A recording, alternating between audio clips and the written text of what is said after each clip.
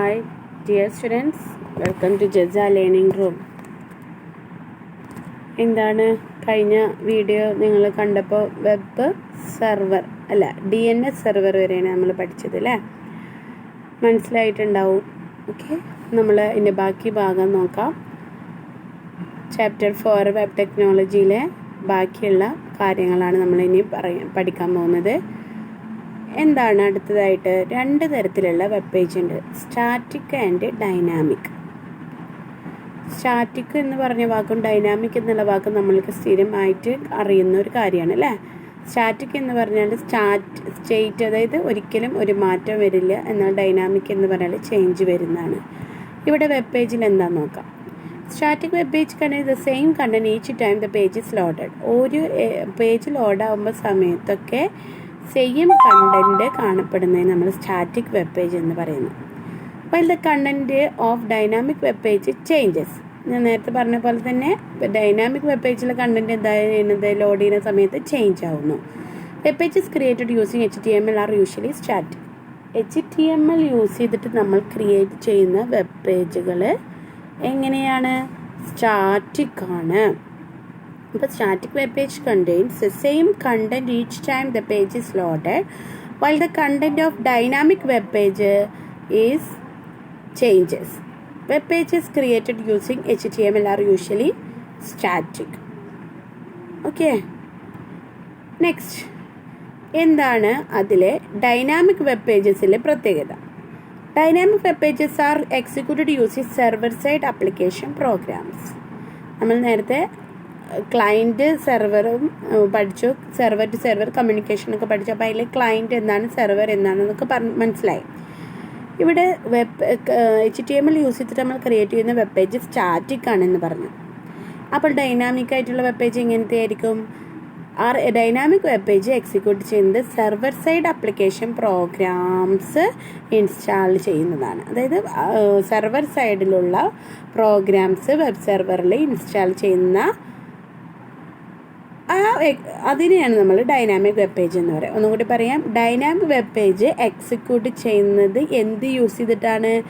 Server സൈഡിലുള്ള application programmes use ചെയ്തിട്ടാണ്. അത് എവിടെയാണ് ഇൻസ്റ്റാൾ ചെയ്യുന്നത്? വെബ് സെർവറിൻ്റെ ഉള്ളിൽ. ഏതൊക്കെയാണ്? PHP, ASP, JSP ഒക്കെ. ഇതിന് നമ്മൾ ഡൈനാമിക് വെബ് പേജ് എന്നാണ് പറയാം. അപ്പോൾ സ്റ്റാറ്റിക് വെബ് പേജ് എന്ന് പറഞ്ഞാൽ HTML യൂസ് ചെയ്തിട്ട് ക്രിയേറ്റ് ചെയ്യുന്ന വെബ് പേജും, ഡൈനാമിക് വെബ് പേജ് എന്ന് പറഞ്ഞാൽ ചില ആപ്ലിക്കേഷൻ പ്രോഗ്രാംസ്, സെർവർ സൈഡിലുള്ള ചില ആപ്ലിക്കേഷൻ പ്രോഗ്രാംസ് യൂസ് ചെയ്തിട്ട് എക്സിക്യൂട്ട് ചെയ്യുന്ന വെബ് പേജിനെ നമ്മൾ ഡൈനാമിക് വെബ് പേജ് എന്ന് പറയുന്നത്. ആ ഡൈനാമിക് വെബ് പേജസ് ഏതൊക്കെയാണ്? PHP, ASP, JSP പോലെയുള്ളത്. ഓക്കെ, എന്താണ് സ്റ്റാറ്റിക്കും ഡൈനാമിക്കും തമ്മിലുള്ള വ്യത്യാസം? വളരെ ഇമ്പോർട്ടൻ്റ് ആയിട്ടുള്ള ഒരു ക്വസ്റ്റ്യൻ ആണ്. ഇതിൽ എന്താണ് സ്റ്റാറ്റിക്, എന്താണ് ഡൈനാമിക് നോക്കാം. Static web page content is fixed. The dynamic web page content is changes. The does not use database. ഏത്? Static web page. But dynamic web page use database to change contents. Static web page executed on browser, but the dynamic web page executed on server and displays result on browser. അതായത് static web page execute ചെയ്യുന്നത് തന്നെ ബ്രൗസറിലാണ്, എന്നാൽ dynamic web page സെർവറിലാണ് execute ചെയ്യുന്നതെങ്കിലും display ചെയ്യുന്നത് എവിടെയാണ്? ക്ലയൻറ്റിലാണ്, അതായത് ബ്രൗസറിലാണ്. Easy to develop and less expensive. വളരെ ഈസി ആയിട്ട് ഡെവലപ്പ് ചെയ്യാൻ പറ്റും, അതേപോലെ എക്സ്പെൻസീവ് ആണ്. ഏത് ആണോ? അല്ല. സ്റ്റാറ്റിക് എന്താണ്? ലെസ് എക്സ്പെൻസീവ് ആണ്. എന്നാൽ ഡൈനാമിക്കോ ക്രിയേറ്റ് ചെയ്യാൻ ഡിഫിക്കൽട്ടാണ്, ഡെവലപ്പ് ചെയ്യാൻ ഡിഫിക്കൽട്ടാണ്, പക്ഷേ അതെന്താണ്? വളരെ എക്സ്പെൻസീവ് ആണ്. Okay, understand? Next, scripting language. പിന്നെ ഈ ചാപ്റ്ററിൽ പ്രധാനമായിട്ട് നമ്മൾ പഠിക്കുന്നതാണ് different types of scripting languages. ഏതൊക്കെയാണ് ഡിഫറെൻറ്റ് ടൈപ്പിലുള്ള സ്ക്രിപ്റ്റിംഗ് ലാംഗ്വേജസ് നോക്കാം. നമ്മൾ നേരത്തെ ക്ലയൻറ്റ് സൈഡ്, സെർവർ സൈഡ് എന്നൊക്കെ പറഞ്ഞ പോലെ ഇവിടെ സ്ക്രിപ്റ്റിനുണ്ട് ക്ലയൻറ്റ് സൈഡും സെർവർ സൈഡും. Client side scripts are executed by the browser. Client ഇത് പറയുമ്പോൾ തന്നെ നമുക്ക് ബ്രൗസറാണ് ഓർമ്മ വരുന്നത്. ബ്രൗസറാണ് ക്ലയൻറ്റ് ഇത് എക്സിക്യൂട്ട് ചെയ്യുന്നത്. They are used to validate user input, enhance web pages etcetera. എന്തിനു വേണ്ടിയിട്ടാണ് ഇത് എക്സിക്യൂട്ട് ചെയ്യുന്നത്? യൂസർ ഇൻപുട്ട് ചെയ്യുന്നതിന് വാലിഡേറ്റ് ചെയ്യാനും വെബ് പേജ് എൻഹാൻസ് ചെയ്യാനും. അതായത് യൂസർ എന്തെങ്കിലും റിക്വസ്റ്റ് കൊടുക്കുമ്പോൾ അത് നോക്കിയിട്ട് അതിനനുസരിച്ചുള്ള വെബ് പേജ് ഡിസ്പ്ലേ ചെയ്യുന്നു. അങ്ങനെയുള്ള ചില ക്ലയൻറ്റ് സൈഡ് സ്ക്രിപ്റ്റ് ലാംഗ്വേജസ് ആണ് ജാവ സ്ക്രിപ്റ്റ്, VB സ്ക്രിപ്റ്റ്, ഇത് നിങ്ങൾക്ക് പഠിക്കാനില്ലെങ്കിലും ഞാൻ ഇവിടെ ഇട്ടെന്നുള്ളൂ. ആക്ഷൻ സ്ക്രിപ്റ്റ്, DART അങ്ങനെയൊക്കെയുള്ള വെറുതെ പേര് മനസ്സിലാക്കാനാണ് ഇത് പറഞ്ഞത്. ജാവ സ്ക്രിപ്റ്റ്, VB സ്ക്രിപ്റ്റാണ് നമ്മൾ പ്രധാനമായിട്ട് ഇതിൽ പറയുന്നുള്ളൂ. നെക്സ്റ്റ് ആണ് സെർവർ സൈഡ് സ്ക്രിപ്റ്റ്. അപ്പോൾ എന്തിലായിരിക്കും ഓട്ടോമാറ്റിക്കലി സെർവർ സൈഡ് വരുമ്പോൾ? റൺസ് ഓൺ എ സെർവറിലാണ് റൺ ചെയ്യുന്നത്. The accept data, process data and generate documents. ഇത് എന്ത് ചെയ്യുന്നു? ഡാറ്റ ആക്സെപ്റ്റ് ചെയ്യുന്നു. അതായത് ഡാറ്റനെ ആക്സെപ്റ്റ് ചെയ്യുന്നു, എന്നിട്ട് പ്രോസസ്സ് ചെയ്യുന്നു. അതാണ് ഇവിടെ പറഞ്ഞത്. എന്നിട്ട് എന്തായിട്ട് ജനറേറ്റ് ചെയ്യുന്നു? ഡോക്യുമെൻറ്റ്സ് ആയിട്ട് ജനറേറ്റ് ചെയ്യുന്നു. ഒന്നുകൂടി പറയാം. നേരത്തെ നമ്മൾ ക്ലയൻറ്റ് റിക്വസ്റ്റ് കൊടുക്കുമ്പോൾ ആ റിക്വസ്റ്റിനെ സ്വീകരിച്ച് അതിനനുസരിച്ചുള്ള വെബ് പേജ് ഡിസ്പ്ലേ ചെയ്യുന്ന ക്ലയൻറ്റ് സൈഡും, സെർവർ സൈഡ് എന്ത് ചെയ്യുന്നു? പ്രോസസ്സ് ചെയ്യേണ്ട ഡാറ്റേനെ ആക്സെപ്റ്റ് ചെയ്തിട്ട് ഡോക്യുമെൻ്റ് ജനറേറ്റ് ചെയ്യുന്നു. Server side scripts are used to create dynamic web page. നേരത്തെ പറഞ്ഞു ഡൈനാമിക് വെബ് പേജ് എവിടെയാണ്? സെർവർ സൈഡിലാണ്. അപ്പോൾ ഓട്ടോമാറ്റിക്കലി സെർവർ സൈഡ് സ്ക്രിപ്റ്റ് എവിടെയായിരിക്കും? ഡൈനാമിക് വെബ് പേജ് ആണ് ഇത് ക്രിയേറ്റ് ചെയ്യുന്നത്. They can access database. Some of the popular server-side script languages are Perl, ASP, JSP, PHP. അപ്പോൾ ജാവാസ്ക്രിപ്റ്റ്, VB സ്ക്രിപ്റ്റ് പോലെയുള്ളത് client സൈഡും, ASP, JSP, PHP പോലെയുള്ളത് ഏതാണ്? Server side, Perl. Okay. Next അവർ തമ്മിലുള്ള ഡിഫറൻസ് എന്തൊക്കെയാണ്? ക്ലയൻറ്റ് സൈഡും സെർവർ സൈഡും തമ്മിലുള്ള difference. Client side executed by the browser, but the server side executed by the web browser. നമ്മൾ നേരത്തെ കണ്ട എക്സാമ്പിൾ പോലെ സ്റ്റാറ്റിക് ഡൈനാമിക് പോലെ തന്നെ. Used for validating user input, used for processing data. They are used to create static web page. They are used to create dynamic web page. Depends on browser type, does not depend on browser. എളുപ്പമല്ലേ ഇതിൻ്റെ difference പഠിക്കാം? Okay. Next script. എന്താണ് ഒരു script എന്ന് പറയുന്നത്? നമ്മൾ നമ്മുടെ film script അല്ല കേട്ടോ. ഇവിടെ സ്ക്രിപ്റ്റ് എന്ന് പറഞ്ഞാൽ എന്താണ്? ഒരു വെബ് പേജിൽ എക്സിക്യൂട്ട് ചെയ്യുന്ന പ്രോഗ്രാമിനെയാണ് നമ്മൾ സ്ക്രിപ്റ്റ് എന്ന് പറയുന്നത്. അതിൽ ഉപയോഗിക്കുന്ന ലാംഗ്വേജ് നമ്മൾ സ്ക്രിപ്റ്റിംഗ് ലാംഗ്വേജ് എന്നും പറയുന്നു. ഒന്നുകൂടി പറയാം. വെബ് പേജിനെ എക്സിക്യൂട്ട് ചെയ്യാൻ വേണ്ടി ഉപയോഗിക്കുന്ന പ്രോഗ്രാമിനെയാണ് നമ്മൾ സ്ക്രിപ്റ്റ് എന്ന് പറയുന്നത്. ഈ പ്രോഗ്രാം എന്ത് യൂസ് ചെയ്തിട്ടാണ്? സ്ക്രിപ്റ്റ് ലാംഗ്വേജസ് യൂസ് ചെയ്തിട്ടാണ് എഴുതുന്നത്. ഇതിന് ഉപയോഗിക്കുന്ന ടാഗാണ് script tag. Script tag use ചെയ്തിട്ടാണ് നമ്മൾ സ്ക്രിപ്റ്റ് ലാംഗ്വേജസ് എഴുതുന്നത്. എന്തുകൊണ്ടാണ് ഇവിടെ ടാഗ് ഉപയോഗിക്കുന്നത്? ഒരു വെബ് പേജ് അല്ലേ, അല്ലെങ്കിൽ ഇതൊരു HTML ഒരു സ്ക്രിപ്റ്റ് അല്ലേ. അപ്പോൾ ഇതിന് വേണ്ടിയിട്ട് ഇവിടെ ടാഗ് ഉപയോഗിക്കുന്നത്. സ്ക്രിപ്റ്റ് ഏതിൻ്റെ ഉള്ളിലാണ്? HTML എംബഡ് ചെയ്തിരിക്കുന്നത്, HTML ഇൻക്ലൂഡ് ചെയ്തിരിക്കുന്ന ഒരു കാര്യമാണ് സ്ക്രിപ്റ്റ് എന്ന് പറഞ്ഞാൽ. അങ്ങനെയുള്ള ചില സ്ക്രിപ്റ്റ് ലാംഗ്വേജസ് ആണ് JavaScript, Ajax, VB script, PHP, ASP, JSP, CSS. അതായത് ജാവ സ്ക്രിപ്റ്റ് ഉണ്ട്, Ajax, VB script, PHP, ASP, JSP, CSS. ഇതിൻ്റെ ഫുൾ ഫോം നോക്കി നോക്ക്. Active server page ASP, Java server page JSP, cascade style sheet CSS. ഇവിടെ നിങ്ങൾക്കൊരു കാര്യം കണ്ടു. JavaScript, VB script നമ്മൾ ക്ലയൻറ്റ് സൈഡും, PHP, ASP, JSP പോലെയുള്ളത് സെർവർ സൈഡാണെന്ന് നമ്മൾ നേരത്തെ പഠിച്ചു. ഓർക്കുന്നുണ്ടോ? ഓക്കെ. നെക്സ്റ്റ് നമ്മൾക്ക് ഈ ജാവ സ്ക്രിപ്റ്റും VB സ്ക്രിപ്റ്റും തമ്മിലുള്ള കാര്യങ്ങളൊന്ന് ഡിസ്കസ് ചെയ്യുന്നു. ജാവ സ്ക്രിപ്റ്റ് ഒരു ക്ലയൻറ്റ് സൈഡ് സ്ക്രിപ്റ്റ് ലാംഗ്വേജ് ആണ്. ഇത് വെബ് പേജ് ഡെവലപ്പ് ചെയ്യാനാണ്, വളരെ ഇൻട്രാക്റ്റീവാണ്. അതേപോലെ എല്ലാ വെബ് ബ്രൗസറിലും ഇത് വർക്ക് ചെയ്യുന്നുണ്ട്. അപ്പോൾ വളരെ ഇമ്പോർട്ടൻ്റ് ആയിട്ടുള്ള ഒരു ലാംഗ്വേജാണ് ജാവാസ്ക്രിപ്റ്റ്. ഒരു ക്ലയൻറ്റ് സൈഡാണ്. പിന്നെന്താ പറഞ്ഞാൽ വെബ് പേജ് ഇൻട്രാക്റ്റീവ് ആയിട്ടുള്ള വെബ് പേജ് ഡെവലപ്പ് ചെയ്യാനുമാണ്. ഇത് എല്ലാ ബ്രൗസറിലും വർക്ക് ചെയ്യുന്നു.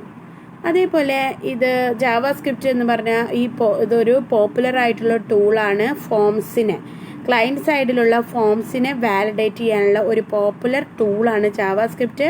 ഇത് സിമ്പിൾ കാൽക്കുലേഷൻസും എനിമേഷൻസും വെബ് പേജിലുള്ള ചില എനിമേഷൻസൊക്കെ ഡെവലപ്പ് ചെയ്യാൻ നമ്മൾ ജാവാസ്ക്രിപ്റ്റ് യൂസ് ചെയ്യുന്നു.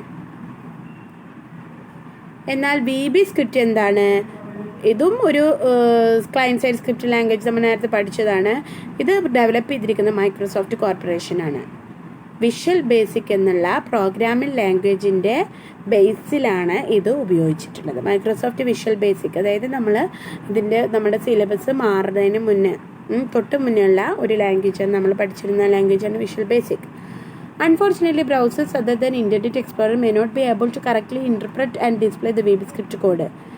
പക്ഷേ നമ്മൾക്ക് VB സ്ക്രിപ്റ്റിൻ്റെ കോഡ് കറക്റ്റ്ലി നമ്മൾക്ക് പെട്ടെന്നുണ്ട് നോട്ട് ഏബിൾ ചെയ്യാൻ കുറച്ച് ബുദ്ധിമുട്ടാണ്. VB script is popular for server-side scripting with the introduction of .NET framework.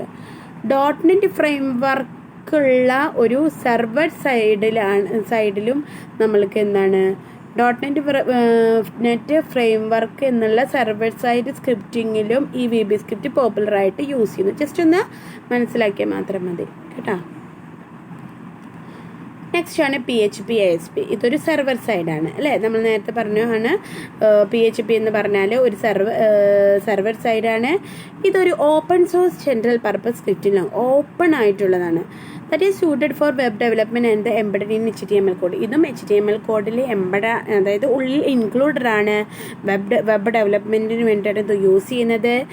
നേരത്തെ പറഞ്ഞ പോലെ സെർവർ സൈഡ് ടൂളാണ്. ഇത് ജാവ പോലെ സിയും പേളൊക്കെ പോലെയാണ് PHP എന്ന് പറഞ്ഞാൽ. ജാവ സി പേൾ പോലെയാണ്. The main objective of PHP is develop to dynamic web page develop ചെയ്യാനാണ് PHP. കാരണം ഇതെന്താണ്, സെർവർ സൈഡിലാണ് യൂസ് ചെയ്യുന്നത്. After execute of the PHP code in the web server, an HTML page is created. അതായത് PHP code നമ്മൾ execute ചെയ്യുമ്പോൾ ഒരു HTML പേജാണ് നമ്മൾക്ക് ക്രിയേറ്റ് ചെയ്തിട്ട് വരിക.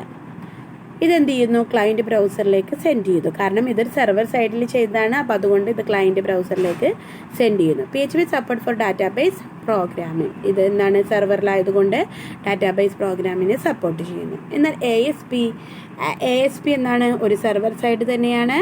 ഇതൊരു സ്ക്രിപ്റ്റിങ്ങിന് വേണ്ടിയിട്ടുള്ളത് തന്നെയാണ്. ഇവിടെ യൂസ് ചെയ്യുന്നത് create and run interactive web application. നമ്മൾ നേരത്തെ ജാവാ സ്ക്രിപ്റ്റ് പഠിച്ച പോലെ ഇതൊരു ഇൻട്രാക്റ്റീവ് വെബ് ആപ്ലിക്കേഷന് വേണ്ടിയിട്ടാണ് ഉപയോഗിക്കുന്നത്. ASP files have been extension. ഇതിനൊക്കെ ഒരു എക്സ്റ്റൻഷൻ ഉണ്ട്. .ASP .PHP പോലെയുള്ള എക്സ്റ്റൻഷനും ആർക്കുണ്ട്, ASPക്ക് ഉണ്ട്. These files R compiled using feature built in Microsoft Web Server software. Internet Information Server, ഇത് നമ്മൾ നേരത്തെ പഠിച്ചതാണ്, IIS കേട്ടോ. It is a very powerful script language that provide support to a variety of databases. ഒരു server സൈഡിലായതുകൊണ്ട് database support ചെയ്യാൻ വേണ്ടിയിട്ടാണ് നമ്മളിത് പഠിക്കുന്നത്. ASP ഇത് നമ്മൾക്ക് വിശദമായിട്ട് പഠിക്കാനില്ല. ഈ ഒരു ഇത്രയും പോർഷൻസേ നമുക്ക് ഈ ചാപ്റ്ററിൽ പഠിക്കാനുള്ളൂ. ഓക്കെ, ഇവിടെ നെക്സ്റ്റ് ആണ് Java server pages. Java server pages technology provide a simple and fast way to create dynamic web content. വളരെ പെട്ടെന്ന് തന്നെ നമുക്ക് ക്രിയേറ്റ് ചെയ്യാൻ പറ്റുന്ന ഒരു ടെക്നോളജിയാണ് JSP. ഇത് സെർവർ സൈഡ് സ്ക്രിപ്റ്റ് ലാംഗ്വേജ് ആണ്. ഇത് ഡെവലപ്പ് ചെയ്തിരിക്കുന്നത് സൺ മൈക്രോ സിസ്റ്റമാണ്. JSPയുടെ എക്സ്റ്റൻഷൻ .JSP ആണ്. JSP റൺ ചെയ്തിരിക്കുന്ന അപ്പാച്ചി അല്ലെങ്കിൽ ടോം കാറ്റ് വെബ് സെർവറിലാണ്. അപ്പാച്ചി നമ്മൾ നേരത്തെ കണ്ടതാണ്. ടോം കാറ്റ് എന്നുള്ള വെബ് സെർവറിലുമാണ് ഈ JSP റൺ ചെയ്യുന്നത്. എന്നാൽ CSS എവിടെയാണ്? CSS ഒരു നേരത്തെ പറഞ്ഞു സെർവർ സൈഡിൽ തന്നെയാണ്. ഇത് കൺട്രോൾ ചെയ്യുന്നു. ടെക്സ്റ്റ് കളർ അതായത് നമ്മൾ എഴുതുന്ന ടെക്സ്റ്റിന് കളർ കൊടുക്കാൻ, ഫോണ്ടിൻ്റെ സ്റ്റൈല് മാറ്റാൻ, പാരഗ്രാഫായിട്ട് തിരിക്കാൻ, കോളംസ് ആക്കാൻ, സൈസ്, അങ്ങനെ ഇതിൽ നമ്മൾക്ക് കുറേ വർക്കുകൾ ചെയ്യാൻ, നമ്മളെ വെബ് പേജിനെ ഒന്നുകൂടി വൃത്തിയാക്കാൻ വേണ്ടിയിട്ടാണ് നമ്മൾ കൂടുതലായിട്ടും കാസ്കേഡ് സ്റ്റൈൽ ഷീറ്റ് ഉപയോഗിക്കുന്നത്. CSS ബാക്ക്ഗ്രൗണ്ട് ഇമേജസിനും കളേഴ്സിനും ഒക്കെ ഉപയോഗിക്കുന്നുണ്ട്. As well as variety of other effects in web പേജിൽ എഫക്റ്റ് ഉണ്ടാക്കാറുണ്ട്. നമ്മൾ നേരത്തെ എനിമേഷനൊക്കെ ഏതാണെന്ന് പറഞ്ഞത് ഓർക്കുന്നുണ്ടോ? നോക്കട്ടാ, ഒക്കെ ഞാൻ പറഞ്ഞു തരുന്നില്ല, ഒന്ന് ശ്രദ്ധിച്ചിരിക്കുന്ന കിട്ടും. CSS allows adapting the presentation of a web page to devices with different screen size. പിന്നെ ഒരു CSSന് പ്രധാനമായിട്ടുള്ളതാണ് നമുക്ക് പ്രസൻറ്റേഷൻ. വെബ് പേജിനെ പ്രസൻറ്റ് ചെയ്യുമ്പോൾ ഡിഫറെൻറ്റ് സ്ക്രീൻ സൈസ് ഉണ്ടാവില്ല. ഇപ്പോൾ ഡെസ്ക്ടോപ്പിലാണെങ്കിൽ വലിയ സ്ക്രീൻ ആയിരിക്കും, ടാബ്ലറ്റിലാണെങ്കിൽ കുറച്ചും കൂടി ചെറുത്, മൊബൈലുകളാണെങ്കിൽ അതിലും ചെറുത്. അങ്ങനെ നമ്മൾക്ക് സ്ക്രീനിനനുസരിച്ച് പ്രസൻറ്റ് ചെയ്യാൻ CSS നമുക്ക് ഹെൽപ്പ് ചെയ്യുന്നുണ്ട്. അപ്പോൾ ഇത്രയാണ് നമ്മൾ ഈ ക്ലാസ്സിൽ പറയുന്നത്. HTMLൻ്റെ പ്രധാനമായിട്ടുള്ള കുറച്ച് കാര്യങ്ങൾ അടുത്ത ക്ലാസ്സിൽ ഡിസ്കസ് ചെയ്യാം. Okay, thank you.